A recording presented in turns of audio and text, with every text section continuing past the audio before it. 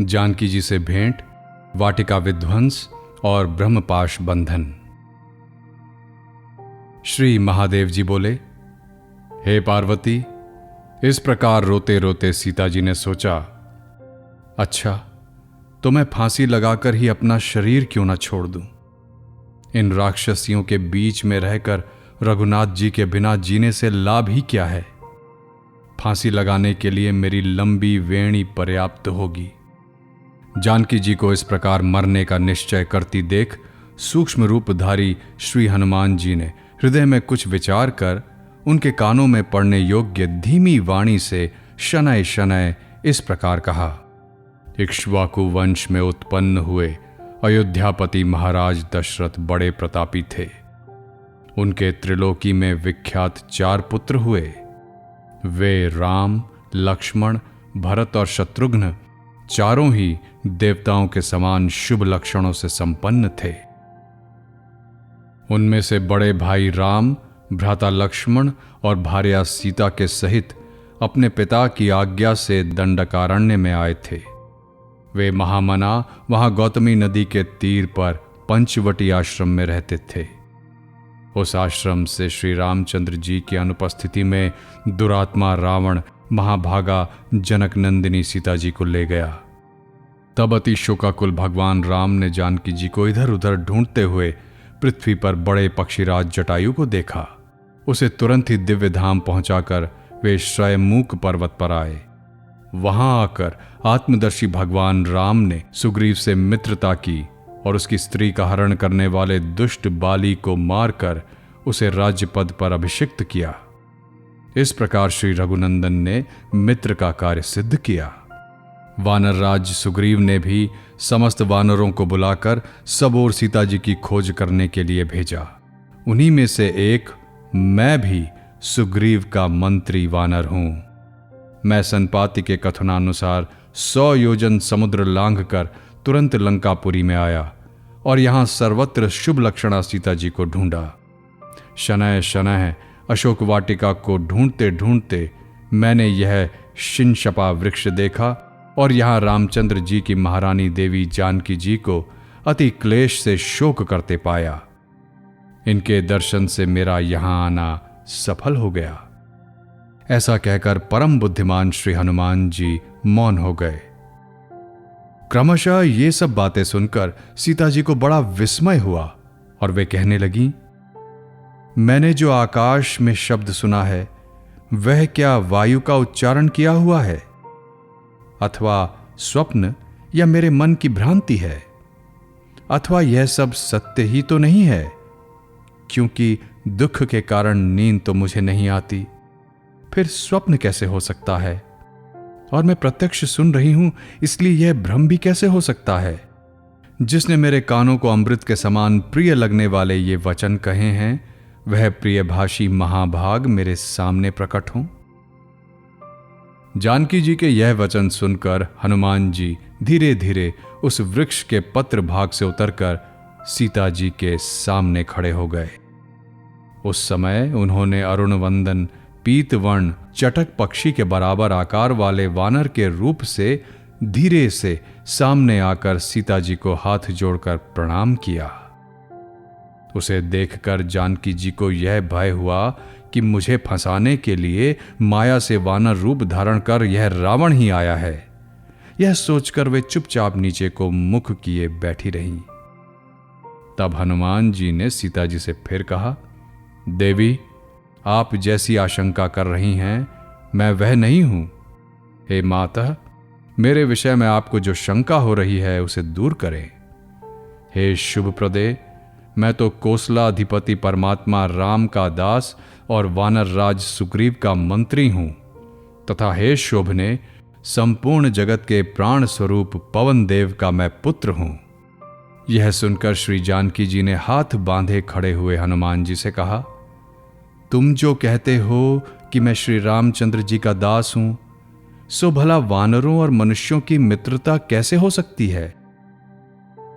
तब सामने खड़े हुए हनुमान जी ने प्रसन्न होकर जानकी जी से कहा, शबरी की प्रेरणा से परम बुद्धिमान भगवान राम श्रयमुख पर्वत पर आए उस पर्वत पर बैठे हुए सुग्रीव ने जब दूर से ही राम और लक्ष्मण को आते देखा तो मन में भय मानकर मुझे उनका आशय जानने के लिए भेजा।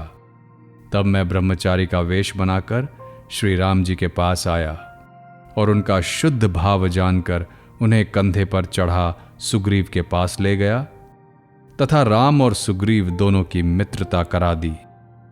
सुग्रीव की पत्नी को बाली ने छीन लिया था। रघुनाथ जी ने उसे एक ही बाण से मारकर सुग्रीव को वानरों के राज्य पद पर अभिषिक्त कर दिया। तब सुग्रीव ने आपकी खोज के लिए बड़े बड़े वीर और पराक्रमी वानरों को दिशा विदिशाओं में भेजा। उस समय मुझे चलता देख श्री रघुनाथ जी ने मुझे आदरपूर्वक कहा, हे पवन नंदन, मेरा सब काम तुम्हारे ऊपर निर्भर है। तुम सीता जी से मेरी और लक्ष्मण की सब कुशल कहना तथा अपनी पहचान के लिए मेरी यह उत्तम अंगूठी जिस पर मेरे नाम के अक्षर खुदे हुए हैं, सीता जी को अति सावधानी से दे देना। ऐसा कहकर उन्होंने अपनी अंगुली से उतार कर वह अंगूठी मुझे दे दी। मैं उसे बड़ी सावधानी से लाया हूं। देवी, आप यह अंगूठी देखिए।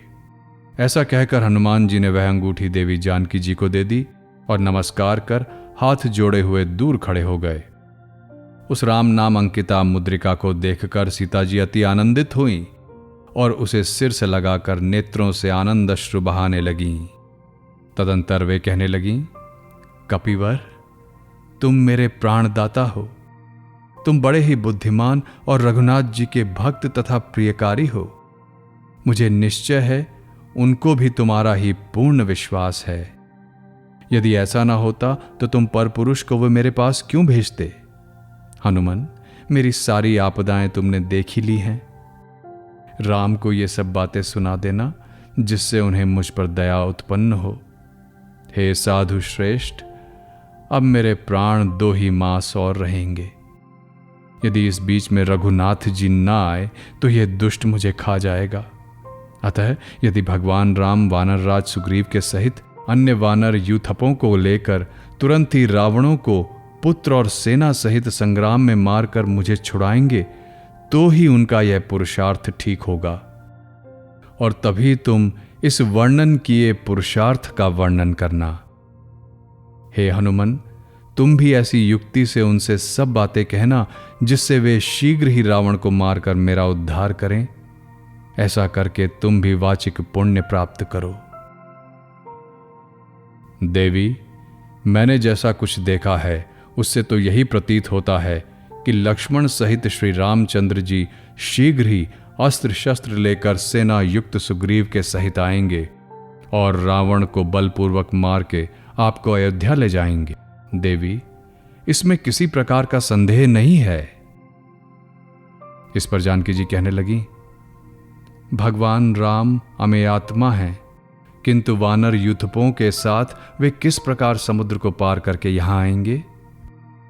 वे दोनों नरश्रेष्ठ मेरे कंधों पर चढ़कर आएंगे और वानर राज सुग्रीव सेना सहित इस विस्तीर्ण समुद्र को आकाश मार्ग से एक क्षण में पार कर आपको प्राप्त करने के लिए संपूर्ण राक्षस समूह को भस्म कर डालेंगे। इसमें तनिक भी संदेह नहीं है। देवी, अब मुझे आज्ञा दीजिए। मैं अभी अभी अनुज सहित भगवान राम का दर्शन करने के लिए जाता हूं और उन्हें तुरंत आपके पास लाने का प्रयत्न करता हूं। देवी, मुझे कोई ऐसा चिन्ह दीजिए जिससे श्री रघुनाथ जी मेरा विश्वास करें। उसे लेकर मैं बड़ी सावधानी से उत्सुकतापूर्वक उनके पास जाऊंगा। तब कमल लोचना सीता जी ने कुछ सोच विचार कर अपने केशपाश में स्थित चूड़ामणि को निकाला और उसे हनुमान जी को देकर कहा, हे कपिवर, इससे भगवान राम और लक्ष्मण तुम्हारा विश्वास करेंगे। हे सुव्रत, उनको विश्वास दिलाने के लिए एक बात और बतलाती हूं। एक दिन चित्रकूट पर्वत पर श्री रघुनाथ जी एकांत में मेरी गोद में सिर रखे सो रहे थे। उसी समय इंद्र का पुत्र जयंत काक वेश में वहां आया और मांस के लोभ से मेरे पैर के लाल लाल अंगूठे को अपनी चोंच और पंजों से फाड़ने लगा। तदंतर जब श्री रामचंद्र जी जगे तो मेरे पैर में घाव हुआ देखकर बोले, प्रिय, किस दुरात्मा ने तुम्हारा यह अप्रिय किया है? वे यह कह ही रहे थे कि उन्होंने अपने सामने उस कौवे को बारंबार मेरी ओर आते देखा। उसकी चोंच और पंजे रुधिर से सने हुए थे। उसे देखकर उन्हें बड़ा क्रोध आया। उन्होंने तुरंत ही एक तृण उठाया और उस पर दिव्यास्त्र का प्रयोग करके उस प्रज्वलित अस्त्र को लीला से ही उस कौवे की ओर फेंक दिया। तब वह काक भी भयभीत होकर भागा और त्रिलोकी में भटकता फिरा। किंतु जब इंद्र, ब्रह्मा आदि से भी उसकी रक्षा न हो सकी तो बहुत ही डरता डरता दया निधान भगवान राम के चरणों में गिरा। उसे शूरनागत देख श्री रामचंद्र जी ने उससे कहा, मेरा यह अस्त्र अमोघ है, यह कभी व्यर्थ नहीं जा सकता, अतः तू केवल अपनी एक आंख देकर यहां से चला जा। तब वह काक अपनी बाईं आंख देकर चला गया। जो ऐसे पुरुषार्थी हैं वे ही श्री रघुनाथ जी न जाने इस समय क्यों मेरी उपेक्षा कर रहे हैं। सीता जी का यह कथन सुनकर हनुमान जी ने कहा, देवी, जिस समय श्री रघुनाथ जी को आपके यहां होने का पता चलेगा उस समय उस राक्षस मंडल मंडिता लंका को वे एक क्षण में ही भस्म कर डालेंगे। वत्स, तुम अत्यंत सूक्ष्म शरीर वाले हो, अतः राक्षसों से कैसे लड़ सकोगे? और सब वानर भी तो तुम्हारे ही समान होंगे। देवी जानकी के यह वचन सुनकर हनुमान जी ने उन्हें अपना पूर्ण रूप दिखलाया, जो मेरु और मंदर पर्वत के समान अति विशाल और राक्षसों को भय उत्पन्न करने वाला था। हनुमान जी को महापर्वत के समान विशाल काय देखकर सीता जी को अपार आनंद हुआ और वे उन कपिश्रेष्ठ से कहने लगीं, हे महासत्व, तुम बड़े ही सामर्थ्यवान हो। अच्छा, अब तुम शीघ्र ही श्री रामचंद्र जी के पास जाओ, अन्यथा तुम महाबली वीर को राक्षसियां देख लेंगी। तुम्हारा मार्ग कल्याणमय हो। हनुमान जी को भूख लगी हुई थी। वे बोले, देवी, आपका दर्शन कर चुका, अब मुझे आपके सामने लगे हुए फलों से पारण करना है। तब जानकी जी के बहुत अच्छा कहने पर कपिवर ने वे फल खाए और उनके विदा करने पर उन्हें प्रणाम कर चल दिए। फिर कुछ दूर चलने पर उन्होंने मन में सोचा, जो दूत अपने स्वामी के कार्य के लिए आकर उसमें किसी प्रकार का विघ्न न करने वाला कोई और कार्य न करके यूं ही चला जाए, वह अधम ही है। अतः मैं कुछ और भी करूंगा और रावण से मिलकर तथा बातचीत कर फिर रघुनाथ जी के दर्शनार्थ जाऊंगा। मन में ऐसा निश्चय कर महाबली हनुमान जी ने वृक्षों को उखाड़कर अशोक वाटिका को एक ही क्षण में वृक्षहीन कर दिया। जिसके नीचे श्री सीता जी बैठी थीं, उस वृक्ष को छोड़कर शेष समस्त वाटिका को उन्होंने उजाड़ डाला। उन्हें वन उजाड़ते देख राक्षसियों ने जानकी जी से पूछा, यह वानराकार विकट वीर कौन है? जानकी जी बोली, इस राक्षसी माया को आप ही लोग जाने, दुख और शोक से आतुर मैं क्या जानूं। जानकी जी के इस प्रकार कहने पर भय पीड़िता राक्षसियों ने रावण के पास जाकर उसे हनुमान जी की सारी करतूत सुना दी। वे कहने लगी, देव, एक बड़े पराक्रमी वानराकार प्राणी ने सीता जी से संभाषण कर एक क्षण में ही सारी अशोक वाटिका उजाड़ दी है। उस महापराक्रमी ने मंदिर के प्रासाद को भी तोड़ डाला और उसके सब राक्षसों को मारकर इस समय भी वहीं बैठा हुआ है। वन विध्वंस का यह महान अप्रिय समाचार सुनकर राक्षस राज रावण तुरंत उठा और उसने सेवकों को भेजा। इधर पर्वताकार हनुमान जी लोहे के खंबे को शस्त्र रूप से लिए उसे टूटे फूटे मंदिर के प्रथम भाग में बैठे थे। उनकी पूंछ कुछ कुछ हिल रही थी तथा मुख अरुण वर्ण और आकृति भयानक थी। राक्षसों के समूह को आया देख उन्होंने घोर सिंहनाद किया, जिसे सुनकर वे सब अत्यंत स्तब्ध हो गए। फिर संपूर्ण राक्षसों को मारने वाले भीषणाकार हनुमान जी को देखकर राक्षसों ने उन पर नाना प्रकार के अस्त्र शस्त्र छोड़े। तदंतर यूथपति गजराज जैसे मच्छरों को मसल डालता है, वैसे ही हनुमान जी ने उठकर अपने मुदगर से एक क्षण में ही सबको चारों ओर से पीस डाला। अपने किंकरों का मरण सुनकर रावण क्रोध से पागल हो गया और उसने वहां 5 बड़े बांके सेनापतियों को अपनी सेना के साथ भेजा। हनुमान जी ने अपने लौह स्तंभ से तुरंत ही उन सबको मार डाला। तब उसने अति क्रोधित होकर 7 मंत्री पुत्रों को भेजा। वानराधीश पवन नंदन ने वहां आने पर उन सबको भी पहले की भांति एक क्षण में ही उस लौह स्तंभ से मार डाला और अपने पूर्ण स्थान में ही बैठकर अन्य राक्षसों के आने की बाट देखने लगे। तब अति बलवान और प्रतापशाली राजकुमार अक्ष आया। उसे देखकर हनुमान जी अपना मुदगर लेकर आकाश में उड़ गए और बड़े वेग से ऊपर से ही उसके मस्तक पर मुदगार का प्रहार किया। इस प्रकार अक्ष को मारकर उसकी सेना का भी नामो निशान मिटा दिया।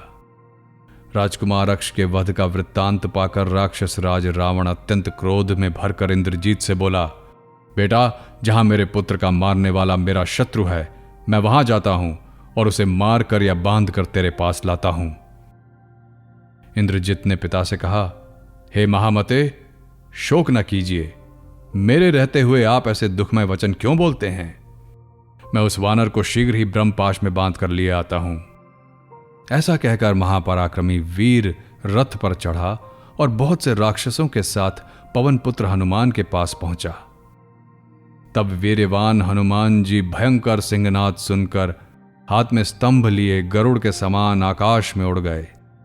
उन्हें आकाश में उड़ते देख इंद्रजीत ने 8 बाणों से उनके सिर को बींधा, फिर 6 बाणों से उनके हृदय और दोनों चरणों को तथा 1 से उनकी पूंछ को बींध कर वह घोर सिंहनाद करने लगा। तब महाबलवान हनुमान जी ने भी अति प्रसन्नता से स्तंभ उठाकर एक क्षण में ही उसके सारथी को मार डाला और घोड़ों सहित उसके रथ को चूर्ण कर दिया। तब महाबली मेघनाथ इंद्रजीत ने दूसरे रथ पर चढ़कर तुरंत ही वानर श्रेष्ठ हनुमान जी को ब्रह्मपाश से बांध लिया और उन्हें राक्षस राज रावण के पास ले गया। जिनके नाम का निरंतर जप करने वाले भक्तजन एक क्षण में ही अज्ञानकृत बंधन को काटकर करोड़ों सूर्यों के समान प्रकाशमान उनके परम कल्याणमय पद को तत्काल प्राप्त कर लेते हैं, उन्हीं भगवान राम के चरण कमलों को सदा अपने हृदय कमल में धारण करने से हनुमान जी सदा ही समस्त बंधनों से छूटे हुए हैं। उनका ब्रह्मपाश अथवा और किसी बंधन से क्या हो सकता है।